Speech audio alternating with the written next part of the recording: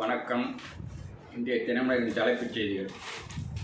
41.33% ஓட்டு 2024 லோக்சபா தேர்தலில் அதிமுக பாஜக கட்சியில் கிடைத்தது. சட்டசபை தேர்தலில் வெற்றி உறுதி என பழனிசாமி நம்பிக்கை. கட்சி நிர்வாகிகளுக்கு உற்சாகம் தரும் வகையில் பொதுக்குழுவில் பேச்சு.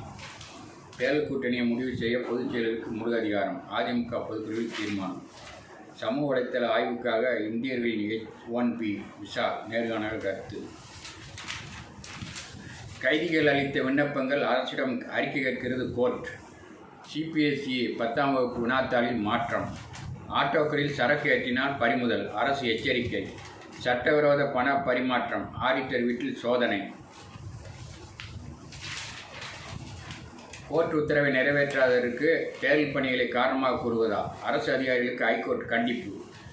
ஆந்திராவில் உண்ணி காய்ச்சல் பாதிப்பு, தமிழகத்திலும் பரவுவதால் அச்சம், எச்சரிக்கையுடன் செயல்படுவது அவசியம்.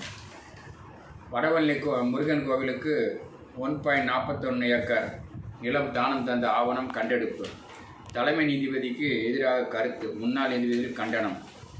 கனிம வள கொள்ளையை தடுக்கும் விஷயத்தில் மாநில அரசின் செயல்பாட்டில் திருப்தி இல்லை, சென்னை உயர்நீதிமன்றம் அதிருப்தி.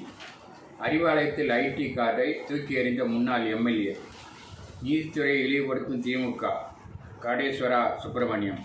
நீதிபதி சுவாமிநாதன் குடும்பத்திற்கு Z பிரிவு பாதுகாப்பு வேண்டும்.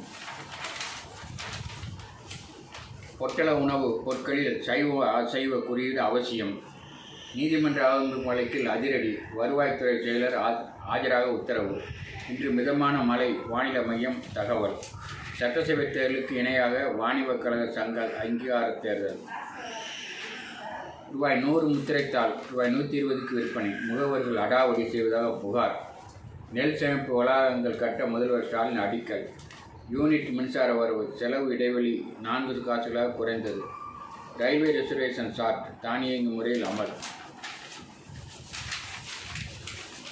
தீபத்தூணா நில அளவிற்கு கல்லா, குன்றத்தில் தொல்லியல் துறை ஆய்வு. டிஜிட்டல் கணக்கெடுப்பு வேண்டாம், நாகையில் விவசாயிகள் போராட்டம். டிசம்பர் 17 வேலூர் வருகிறார் ஜனாதிபதி முர்மு. கிராம உதவியாளருக்கு ரூபாய் 67.25 கோடி சொத்து. லஞ்ச ஒழிப்பு போலீசார் வழக்கு பதிவு.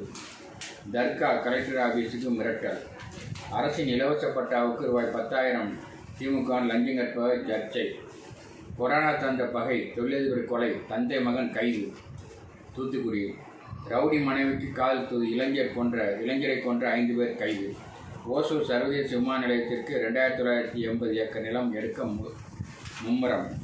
மூதாட்டி கணக்கு முடக்கம், இழப்பீடு தர வங்கிக்கு உத்தரவு.